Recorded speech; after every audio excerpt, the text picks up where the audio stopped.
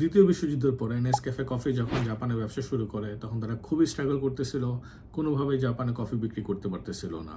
এটার কারণ অনুসন্ধান করার জন্য তারা একটা কাজ করে, সেটা হলো ডাক্তার রাফায়েল নামের একজন বিখ্যাত সাইকিয়াট্রিস্টকে ফ্রান্স থেকে জাপানে নিয়ে আসে।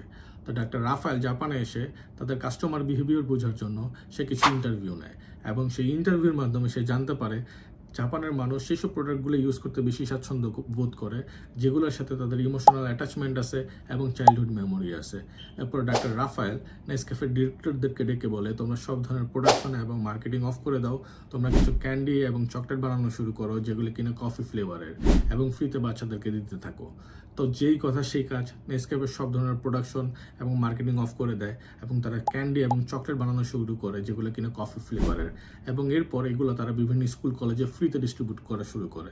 ইন্টারেস্টিংলি প্রত্যেকটা বাচ্চারা এইসব কফি ফ্লেভার চকলেট ক্যান্ডি খুবই পছন্দ করতে শুরু করে।